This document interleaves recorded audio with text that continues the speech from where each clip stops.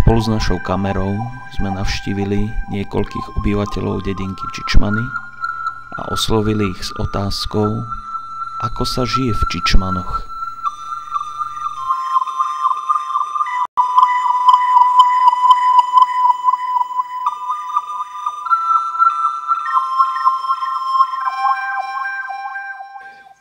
No tak pomaly, ako kto. Lepšie sa žije, ako sa žilo voľakedy. To je jasné. Lepšie o noc. A skúsme porovnať život v Čičmanoch včera a dnes. No viete čo, to sa nedá ani porovnať. A tedy nebolo ani peňazí, ale sa ľudia jeden z druhému lepšie poznali. Aj chodili jeden k druhému, aj všetko. Keď som bol chlapec, pamätám sa, keď si zobral kúsek chleba masného, alebo maslového za kravami a tak, takže a teraz je ten dostatek lepší výber. Tak samozrejme, že sa lepšie žije, proti prvu. A keď sa upiekel osuch, susedovi dal to, aj tak, aj my sme boli deti, ale sme sa jeden druhého lepšie naštevovali. Po tej stránke, keď by sme to hodnotili, tak samozrejme, že vtedy bol ten život taký úprimnejší, taký zviazanejší. Rozumieš? Žilo sa, tak rodina sa jedna z druhou schádzala, viac tej súdržnosti bolo. Teraz sme takí odmeraní, jeden druhého máme odstup. No a vtedy sa aj ďalšia rodina viac sa schádzala, taká súdržnosť bola. Dajme tomu, keď sa v sobotu sa obyčajne piekol chlieb. No a keď sa upiekol, prvý sa upiekol osuch, no a už sa tej rodine, alebo aj do susedov už sa donieslo, pravda, jeden osuch, lebo už koľko na ponúknutie a tak teraz to neexistuje. Aby som vám povedala, že ani peňazí nebolo toľko, ani toho, ale boli skromnejší ľudia ako učili.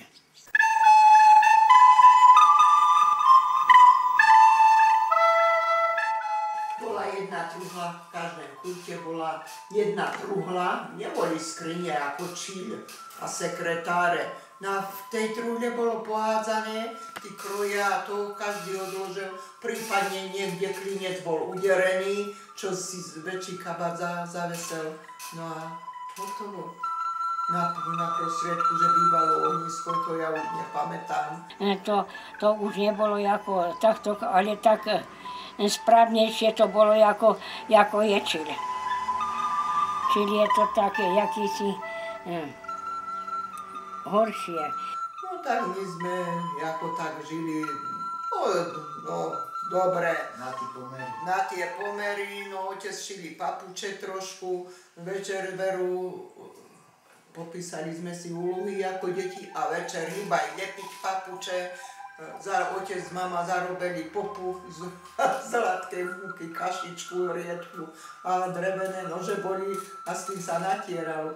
Veru, keď si pamätám, na jedno ze sestru sme sa trhali pred škorpľom, keď smeti vynieseme, čo sme sa chceli ukradnúť z domu, ven vytrhať. Aby si bola navedený. Aby si mohla navedený, lebo furt si bol zamestnaný. Ja som mala aj kamarátov aj všetko, ale nikdy som na nič nemyslela.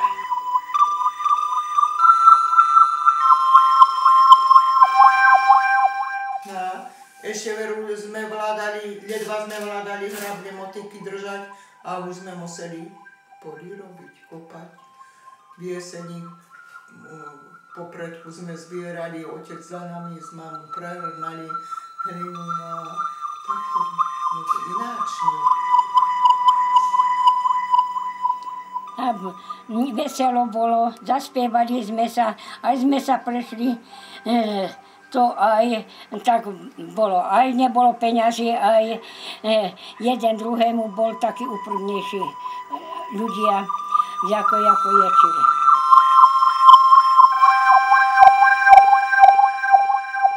No to ináč, no, či je za hodinu, chodí Albinko chlapec ze Starkým niečo robiť a povie, ze Starkým je dobre robiť, len nedáva prestávky. No, že musí toho robiť. No nie sú naučené tí deti, no a oni potom príde na dedinu a on, že sa nudí, že nemá, no lebo doma má počítač, má televízor, kedy chce si zapne a tuto Starky to trošku openzuje. Praví to ani človek by si nebol pomyslel na nič také zlé, ako čili je bezkazený národ.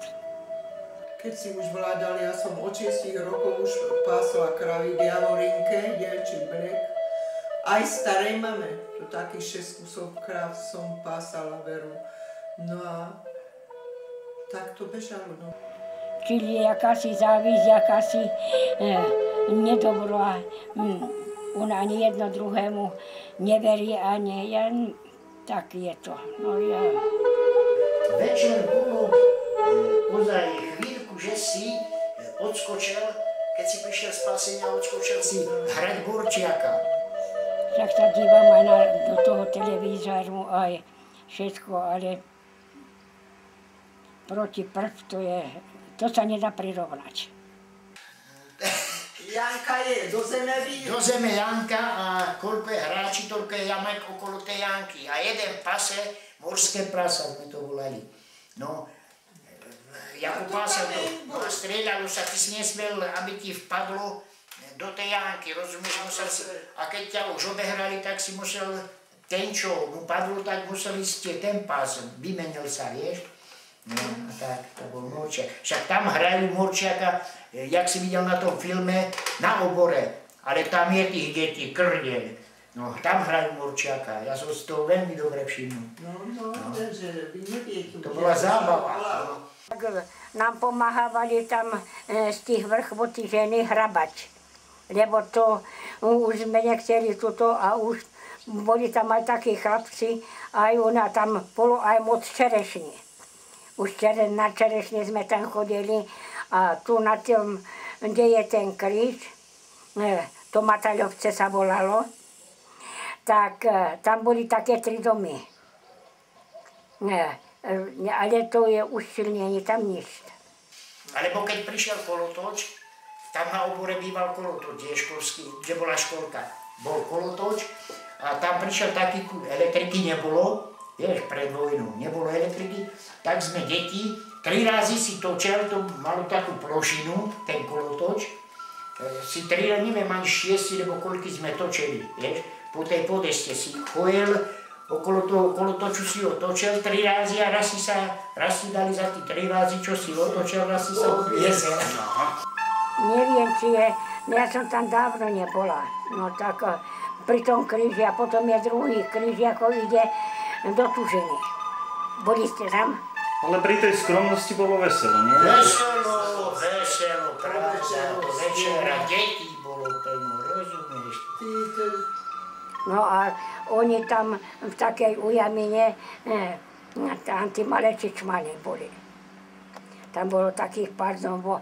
Ale tí deti mali dosť do školy chodiť cez tú zimu, keď tí sňahy boli.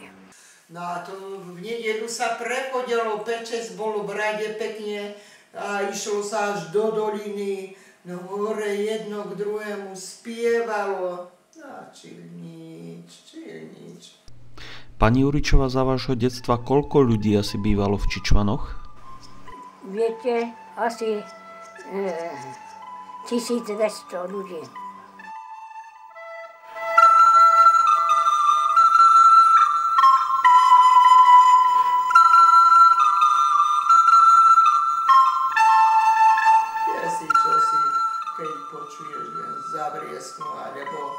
Aj včera som počula, išlo, neviem, či malo 10 rokov, pretočil sa ulice, Boha.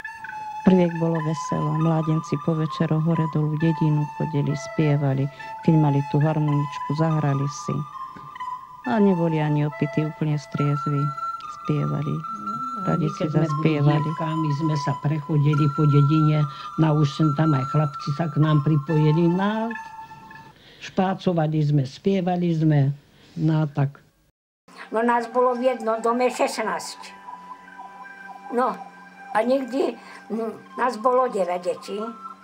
A ešte boli aj paholci, aj ešte rodičia, a ešte teta bola tam. No a boli 2 izby a zmestili sme sa. A či sa nezmestí, jeden z druhého, aby mal každý pochodu. Nie, že to bolo celkom iné fakt, ako teraz. A teda aj sme mali kde spať, aj to a tak. No ale to sa muselo utískať, ako to. No a kdeže? No náš Matko má 15, no a ja v 16 rokoch som už chodil kosiť do Javoriny s bratom, sme chodili večer, na noc kosiť, na večeriako, dajme tomu, z domu sme išli, čo ja viem, o 5:00, v lete ako, o 5:00 sme išli do Javoriny, tam sme kosili do tmy, kým sme videli, sa koselo. No a keď sme omrkli, zebrali sme si z domu nejaké jedlo, chleba alebo čo, slaninky, zajedli sme si, ľahli sme si pod buk. Rozumieš, normálne pod buk hore, pod buk sme si ľahli a zaspali sme. Čiže to rozpráva týmto mladým aj mojim vnúkom, ani to nechcú veriť, že je to pravda. A že to tak mohlo byť? Áno, proti Čilejšku.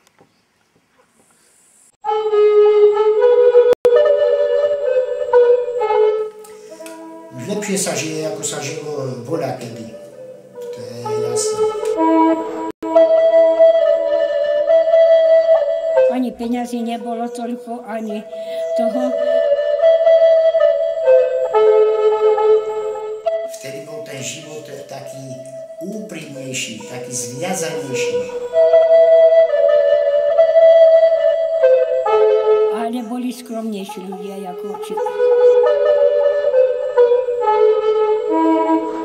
Taká rodina sa jedna z druhou schádzala, viac tej súdržnosti bolo. Teraz sme takí odmeraní, jeden druhého máme odstup.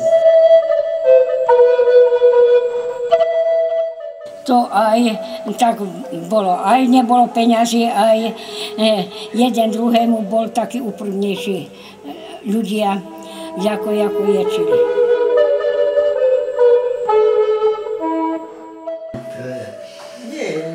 Že to bolo celkom iné fakt, ako teraz.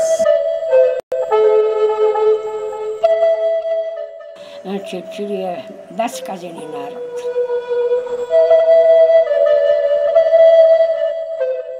Vtedy bol ten život taký úprimnejší. Čili je jakási závisť, jakási nedobrá. Taká rodina sa jedna z druhou schádzala, viac tej súdržnosti bolo. Ona ani jedno druhému neveria. Teraz sme takí odmeraní, jeden druhého máme odstup.